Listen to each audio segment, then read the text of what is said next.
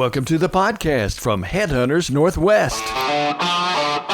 HeadHunters Northwest. Specialized recruiting, specialized approach, where we take you behind the scenes into our customers' businesses. For over 20 years, HeadHunters Northwest has served the global defense, small arms, and shooting sectors worldwide. Listen in as we discuss the inner workings of our USA and international customers. HeadHunters Northwest, finding you the best heads for business. Hey, welcome everyone to another episode of HeadHunters Northwest podcast. I'm going to try to keep up with Trent Marsh. You guys, I want you to welcome Trent Marsh. He is really interesting, and I'm honored that I have been able to get to know Trent and meet Trent in person many times over many years. I don't know how many years it's been. We didn't talk about that before we got on this, but it's been a lot of years. Yeah, I mean, 2014, 2015, probably. All your kids weren't born yet when we met. No. So more it's than a been decade while. for sure. It's fun. It's fun to see people grow in their career. But if you're listening to this podcast, and I know this doesn't have to do with the subject that we're going to talk about, I'll be brief because there's a lot to cover in this. If you're listening to this podcast or watching it on YouTube or wherever, and you're interested in marketing or media to do with the outdoor industry, Trent is an amazing person to talk with. If he has the time, you can reach him on LinkedIn. We'll have the links. But Trent, you have written a lot of articles and you have covered a lot of ground in our industry. So I'm not sure there would be a person who would be more qualified to write this article that we're going to talk about. Well, appreciate you saying that. Thank you very much. Yeah, I mean it, really. So we're going to cover this article that Trent wrote, and it was published. Trent, what was it published in? I forget the name. So it's in Tactical Retailer and Hunting Retailer, the Cole publication, the industry titles is where it went. Great. This article was titled The New Old Guard, and it's really, really interesting because it's talking about the NICS checks. And for those of you who don't know what NICS checks are, it's the FBI's National Instant Criminal Background Check System. And we use that in our industry to kind of gauge how many people are buying firearms, right? Trent, am I saying that right? Yeah, firearm suppressors and any of the background check regulated items. Yep. Okay. So this article is talking about that NICS checks are down 5 years running, but at the same time, we've got the biggest generational leadership handoff the industry has ever seen, which is so true. This has been such an interesting conversation. And I'm sorry to say, everybody who's listening, I am quoted in the article, so bear with me. I feel very uncomfortable referring to myself in this, but I didn't want to let it go for this podcast. I think this is such interesting stuff. So let's get started. So tell us I know this isn't in our agenda, Trent, but can you give us like a 2-minute rundown of your career and what you've done in the industry so people get a feel for who you are? So I've been in the industry for a little over 15 years now. Been a marketing professional for basically that entire time. Kind of fell completely backwards into the industry in kind of a generalist type position. And rather than waiting for a marketing position to come open, I just started doing marketing because there was an empty chair. My degree field wasn't marketing. It was more of a business management type of a path. So I didn't come to marketing through creative. I came to marketing through more of a management analytic standpoint, and just by virtue of being a lifelong shooter and hunter, kind of spoke the language that needed to be spoken relative to marketing anyway.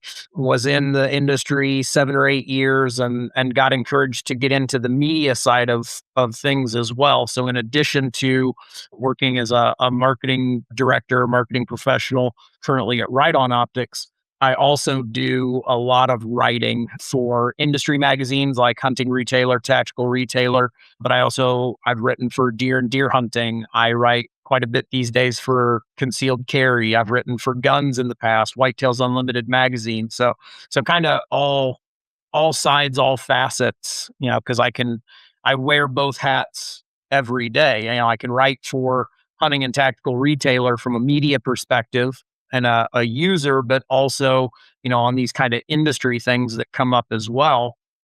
And then obviously just as a general consumer writer as well for concealed carry magazine and that sort of thing. So it's kind of that journey that really led me to wanting to write this article, because my shtick basically for as long as you've known me is, I've kind of always been the punk kid. We have an industry that generally trends a little bit further on the age curve, broadly speaking. And I was in the industry as a relatively young man, as a marketing manager, marketing director. So, I was always kind of able to lean on that almost as a crutch, as being the punk kid in the room that I shouldn't be in. And it was actually recording a podcast with Dan Schmidt at Deer and Deer Hunting at ATA several years ago, and kind of had the existential crisis of, yeah, you're not the punk kid anymore. Now you're the more than decade in the industry and survived being let go and survived leadership changes, and now you're the person that people come to ask for opinions, not just about, how would you hunt this deer or how would you sell this optic, but industry stuff. So kind of it's been rolling around for a while, and then it crystallized at SHOT Show, talking to some folks, that I wanted to explore this handoff, because it's not just me. Again, I've been in the industry for basically my entire adult life, but there's a lot of folks that have come into it that are kind of in my age class, my generation, that now we're all kind of looking around and going, okay, our mentors are retiring, and I guess we're in charge of this now. And I thought it was worth exploring. And once I started to get into it, originally you mentioned the NICS checks, which ended up being a pretty significant portion of this mammoth article. I thought it was just those numbers. Talk to us a little bit about that, because I don't think most people in the industry have actually kind of sat and walked through this. I mean, I know there's been mention of them, but what made you go back and calculate the shortfall against this projected gross line? Or talk about any part of these numbers you want, because I think there's a lot to absorb. I got to look at my screen here, so bear with me just a second. But yeah, it was, again, I just wanted like a paragraph to set the stage. And as I dug into the data, that would not have done it justice. So NICS checks aren't a perfect figure. There's a lot that happens in the industry that NICS checks don't absorb. But in terms of an apples to apples, just setting the stage, it was as good a place for me to start as any. They started in the first full year of data that we have is 1999. And obviously, at this point, the assault weapons ban is still in place. That didn't lift until, 2004. There was a lot yet to happen from when NICS background checks actually started. So I pulled the data, I dropped it into a spreadsheet, and just started calculating year over year change and 3-year running averages for numbers and what that looked like. And it's a really pretty steady curve from the time the assault weapons ban ends. So first year is 2005 up until 2019, which is where we're going to stop things. So basically it's a 15-year tally there. We had an average of 8% year over year growth. The worst year ever was 2017, was down 8%. And the best year was 2012 and 2016, which are years that would jump out to folks. Those were 19% year over year increases, and everything else in between, for an average of 8. The first thing that jumped out, obviously 2012, 2016, those are election years. First one was Obama's reelection. 16 was the presumptive Hillary coronation that ended up not happening. So obviously in those circumstances, you're going to have bumps. The industry is used to seeing election year bumps. If you go back to 2008, there's an election year bump, and there's actually a pretty predictable cycle that we see of election year is an enormous bump. The year after an election is still relatively high. And then what would be the second year of the incumbent president then is a lull year, like just almost like clock. Yeah. You can just watch Interesting. this through. Huh. 2020, the universe changed for all the reasons. We know, obviously, we were coming out of COVID-19. We had the unrest around, the George Floyd situation. That was a weird year for a lot of folks.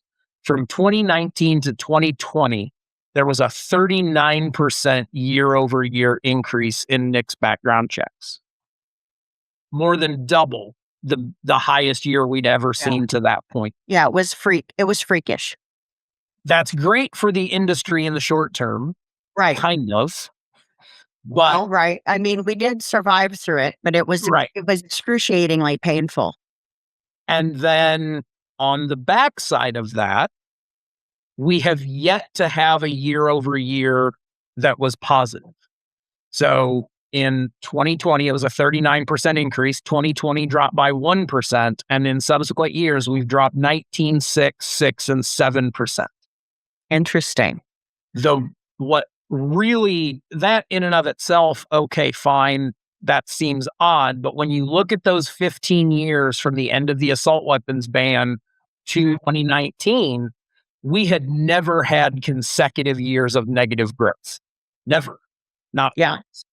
So to have 5 going on 6 years potentially now where that's the case, it jumped out. And it's one of those things that anecdotally, just talking to people in the industry, you have the same conversations I do. We know that it's been tougher since that 2020 surge, but this kind of puts it in stark reality. I've got other theories about some of the things that have led to that. But when we're sitting with the end of 2025, we're back to like 2015, 2016 NICS check numbers with how far it has dropped off. And initially 2021, 2022, there was a lot of cope of these are just, these were future purchases that were pulled forward because of everything else that was happening in the world. And for 2 or 3 years, I could see that being the case. But again, we're 5 years past that now, and we're still not seeing that trend reverse. So then the next thing that I did, and I apologize for being long-winded, but this is why it couldn't just be a paragraph in the article either. Was I said, okay, well, let's take the 2019 numbers, which were normal. It was an 8% over 28, so right on average. So let's just take our 8% year over year average and extrapolate that out over where we should be today. And in doing so, we end up with still needing to have had over that time period just shy of 225 million background checks that should have taken place, assuming our 8% average continued, right? Yeah, I'm following.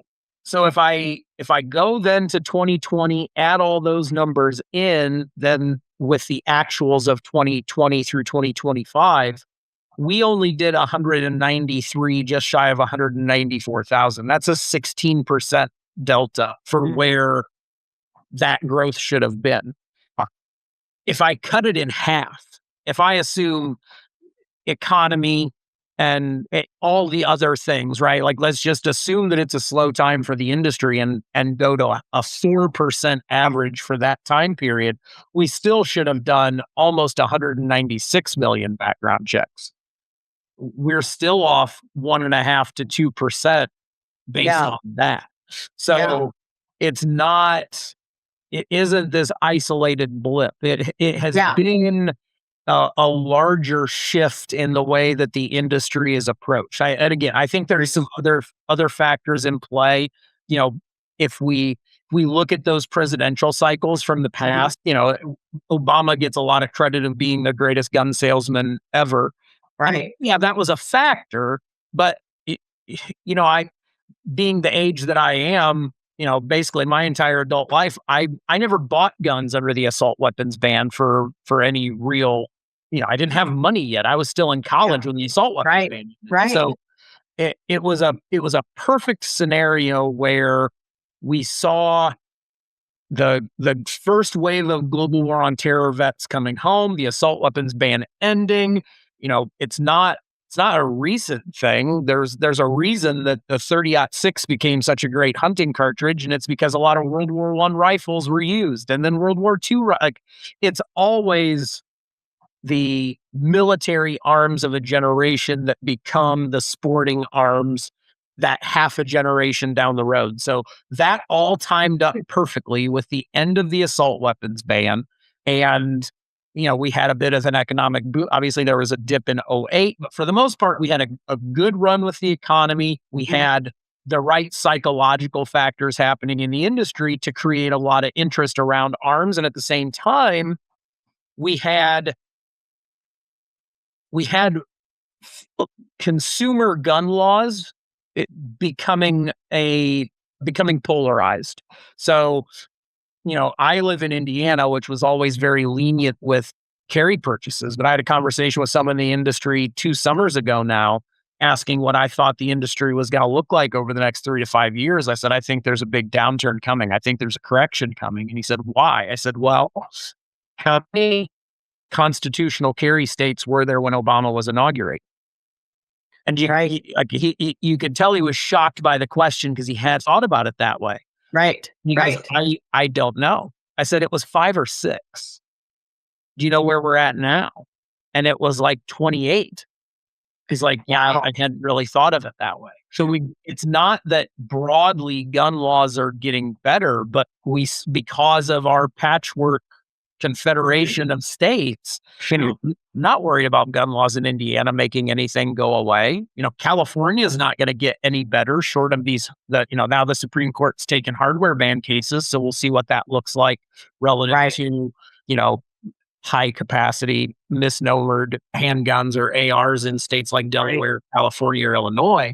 But, essentially what we've seen is some states can't do any more than they already are, and other states aren't going to change because nobody in Ohio or Indiana or Texas is really concerned that they're coming for your gun. So the panic cycle that really drove a lot of the last 2 decades, I've made an analogy, and it's not a pleasant thought, but when Charlie Kirk was assassinated, if that would have happened in 2014, we'd still be waiting a year later for .22 long rifle to come back to the shelves. Right. It didn't even change the subject line of ammo dealers online news. Very different. We've become very numb. I don't think numb's the right word, but just it's become very common. It's not like it used to be where there was an emergency like this and it would drive sales, but it doesn't do that anymore. Well, and for 2 reasons. I think there's that part of it, but I think the other part of it is you can only sell panic for so long.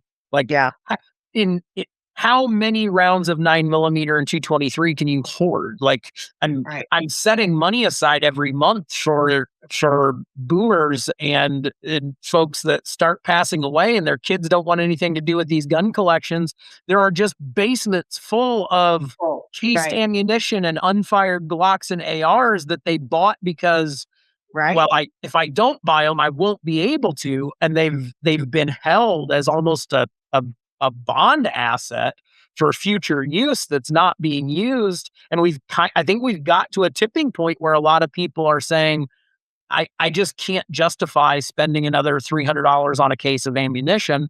Or for the younger generation, we're kind of, for those that are in the social media universe, we've got the great burrito debate going on right now of what affordability looks like. But, there is the younger generations are struggling. I think you can look and see that wages have not kept up with cost of living in a lot of key areas, whether that's education, whether that's housing, whether that's groceries. And you just don't have that leading edge of consumer, that 18 to 25-year-old, I don't think has quite the level of disposable income that they had a half a generation or a generation ago. So then you've got that other portion purchase. So let's kind of jump into that, because let's talk about your article where you got into the different generations And what does that look like? And before we started recording, we were, talking about my realization as I was looking over our notes that, wow, I'm really coming at this as a recruiter, one-sided, one vision. And you're coming at this from a marketing perspective and a media perspective. So these are three very different experiences that we have every day. And I want people to know that are listening, if we can, Trent, and I don't know if you have time, but I'd like to do this as a 2-part podcast because there's no way we can cover this in 30 minutes. I thought we could, but there's no way. So we should either, we should do 2 parts to this is what we should do. So I don't want you to rush through it because this is really interesting stuff. And I think it's really important we talk about what do you see and what do we see with this generational change, because it's always been a topic in our industry, but I think you hit the nail on the head with this article. So can you kind of talk a little bit about what you found and where, do you want to start with the exodus and handoff, or do you want to start somewhere else? Well, I want to make sure it flows with your article. I think that's the next place that's logical to take it, because we are at that generational crossroad, right? Like I land in that mini generation, the Zennials. I was born in '83, so I'm at the tail end of that. I'm strictly speaking, I'm a millennial, but I was really raised more as a Gen X kid because I'm on the leading edge of that. So that's, for those that don't know, that straddle era from 77 to 83, those folks born there are generally referred to as Zennials because they really had more of a Gen X childhood, but were raised very much on the millennial side of things. And we're now getting to that point because we're in that 50 to 43 to 50-year-old range, where that's when you start to see folks ascend to, upper management, rather than, we're not the task managers anymore. We're actually starting to drive some of the strategy in the organizations. And what that means ultimately is that we're taking seats from someone else, whether, obviously the boomers have been in retirement phase for a while, but now the leading edge of Gen X is starting to step away as well. And I think, you kind of had asked the question of, are they stepping away or are they being pushed? And I think I'm seeing more pushing from the conversations that I'm having, just because that we just went through the industry numbers. It's an industry that's been declining for 5 years pretty consistently. There are brands and there are categories that are having wins, but broadly, I think it's safe to say that things are in decline. Well, do you want to fire or release or find better solutions for 2 or 3 executives or 8 or 10 task managers? And I think they're just seeing where it's easier to buy out some folks that are closer to retirement anyway, or have those people move on to their next opportunity and start to elevate from within, because those are always your more expensive salaries. Those are always where you can make the most gain with the least amount of downstream impact to the actual work that's getting done in the organization. So I think that handoff is being forced on 2 fronts. Part of it's being forced by leadership that's looking to shave costs and make changes. But ultimately, if we were still seeing 8 and 10% year over year growth and everybody was happy, this wouldn't be quite as important as it is. We're seeing a lot of this happen just because of the larger economic factors that are in play. And how are you seeing, and I don't know that I'm following our script as much, but it brings me to think, so what are you seeing, in your research? Because you've done a lot of research and talked to a lot of people about your article. What are you finding when you're talking about this generational change? It has to be not only affecting the workplace and the org chart, but it has to be also affecting marketing and the media, because you've got people like me who are looking at the org chart and how we're going to get all the work done and who's going to do the work, who are the best people. So you've got that generational thing where you have millennials that have a different way of thinking and a different way of making decisions and a different way of everything. And your hiring manager, what generation are they? They could still be 2 generations removed if they haven't already moved out the door. And then you think about it from your perspective. What is your messaging? What do you who is your buyer? So, these people that are coming in and you've got this generational change, is there an argument about who our buyer is? Oh, absolutely. I mean, that's been the case, honestly, for as long as I've been doing this. That's been the case because this didn't arrive on our doorstep yesterday. It's been coming for some time, but there's always the push-pull of who's our customer today and who's our customer going to be in 5 years. And you really have to serve both of those categories simultaneously, because if you focus on today's consumer to the exclusion of the future, then you'll wake up one day and you're going to realize you didn't keep your funnel full of people that might come on board. Yeah. And vice versa. If you're so worried about the next generation of buyers before they actually have the cash in hand to affect your bottom line today, you're going to spend a lot of money and time marketing to people that can't give you an ROI for that spend.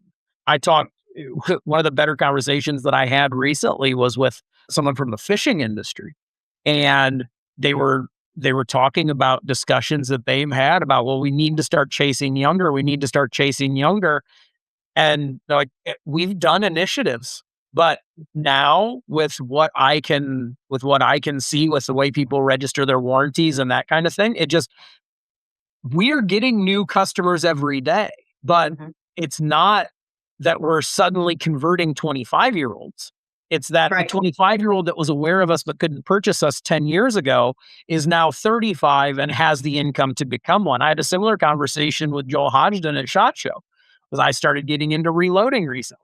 I swore up and down for the last 15 years, I am not wasting my time with that nonsense. Ammo's 20 cents. I'm not doing it. Yeah. Here I sit with a reloading bench in my basement. Right. And I'm starting. Who better to ask than Joel? and Joel said, he's like, I've gotten grief about it. Aren't you worried that, reloaders are going away? And he goes, they make new reloaders every day. They just don't know it yet. And that's very much, it's not an easy discussion to be had. And frankly, it is the most difficult decision from a strategy standpoint at every place I've ever been, and doing that job is having the conversation about how do we maintain enough revenue today to keep this moving forward and speak to the consumer that can actually purchase the product, but do so in a way that the customers for whom our product is still aspirational don't lose sight of us in the interim. And it's, if you boil down what gives me hives and frustration to a daily basis, it's that. Well, I think this is a good place to break for our second podcast recording, but I want to mention to the listeners and whoever's viewing this, you will want to catch the second part of this, because we're going to go into AI and the different generations. And I also really want to touch on how your article, you had very interesting people you quoted. Roy, Andrew, Brent, right? Not if I called them the Three Stooges. I love them all. I think they'd probably wear it as a badge of honor. Yes. And actually, Roy was my first podcast guest ever. So talk about, he's amazing. And of course, Andrew and Brent are incredible. And then what I would also love to let our listeners know is we're going to talk about the Greshams, right? Because you talked to Tom and Ryan, and they're right in the middle of this thing.